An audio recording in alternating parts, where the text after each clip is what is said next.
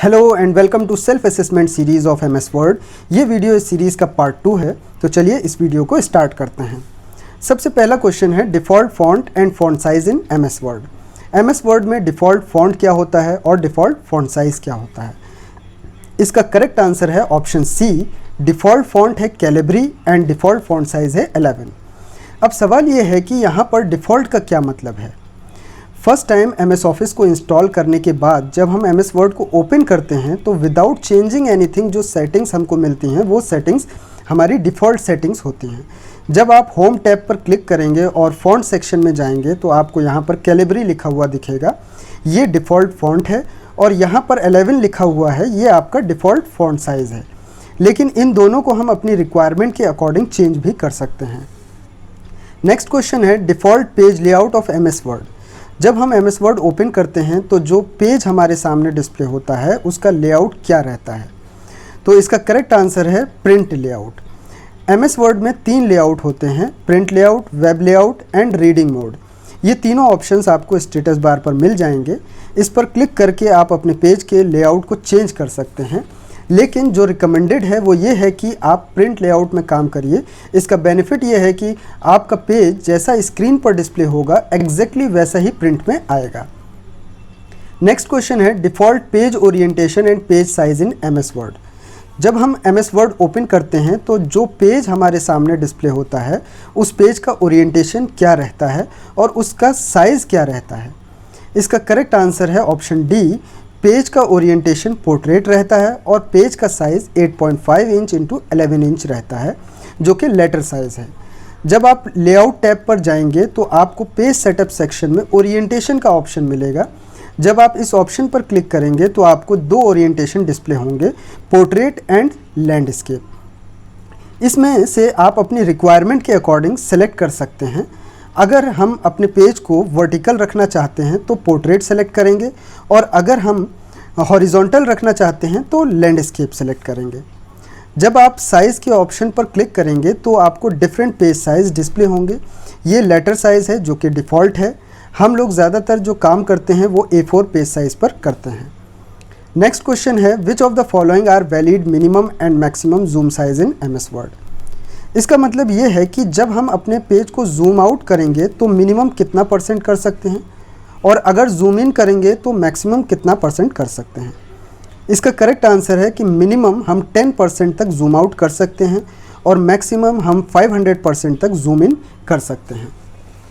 ये जो status bar पर जूम स्लाइडर है, इसको स्लाइड करके हम अपने पेज को जूम इन या जूम आउट कर सकते हैं।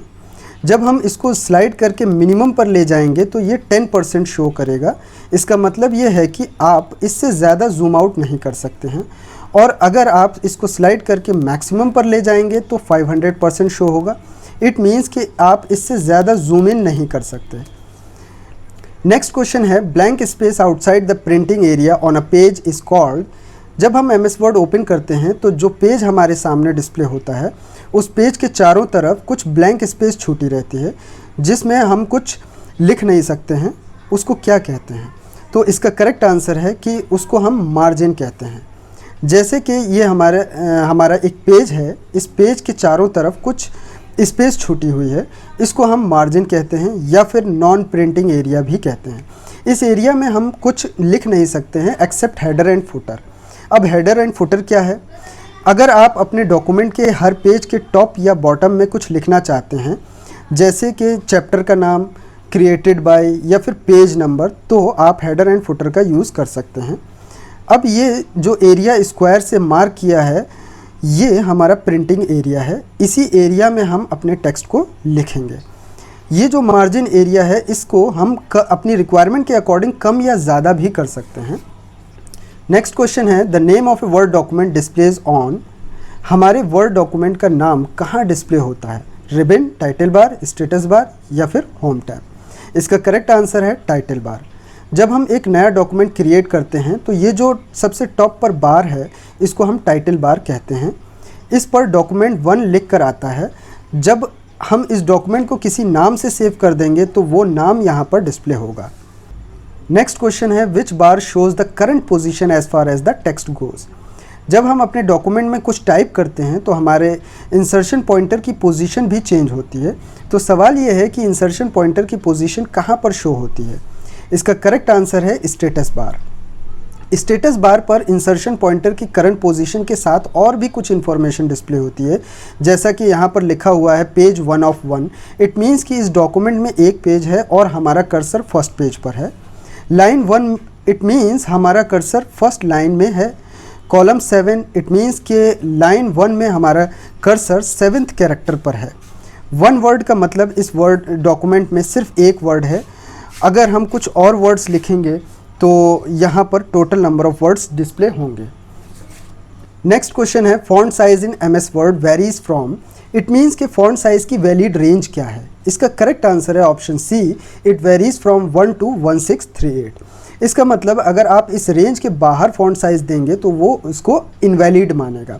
मान लीजिए कि हमने 1639 दिया तो MS वर्ड इसको इनवैलिड मानेगा, और अगर हम 1 से कम देंगे यानी कि 0 या फिर नेगेटिव वैल्यू देंगे तो MS वर्ड इसको भी इनवैलिड मानेगा। नेक्स्ट क्वेश्चन है shortcut key to open font dialog box in MS Word. जब आप होम टैब पर फॉन्ट ग्रुप में जाएंगे तो आपको most frequently used options related to font display होंगे, लेकिन इसके अलावा भी कुछ ऑप्शंस हैं जो रेयर केस में यूज़ होते हैं। उसके लिए आप मोर ऑप्शन पर क्लिक कर सकते हैं। जब आप इस स्क्वायर पर क्लिक करेंगे तो आपके सामने फॉन्ट डायलॉग बॉक्स ओपन हो जाएगा। अब आप यहाँ से कोई भी ऑप्शन यूज़ कर सकते हैं। इस डायलॉग बॉक्स को ओपन करने के लिए आप शॉर्टकट की कंट्रोल D का भी यूज़ कर सकते हैं। जैसे ही आप कंट्रोल D प्रेस करेंगे आपके सामने फॉन्ट डायलॉग बॉक्स ओपन हो जाएगा। नेक्स्ट क्वेश्चन है शॉर्टकट की for subscript and superscript in MS word. Let suppose हम एक केमिस्ट्री का फॉर्मूला लिखना चाहते हैं H2SO4।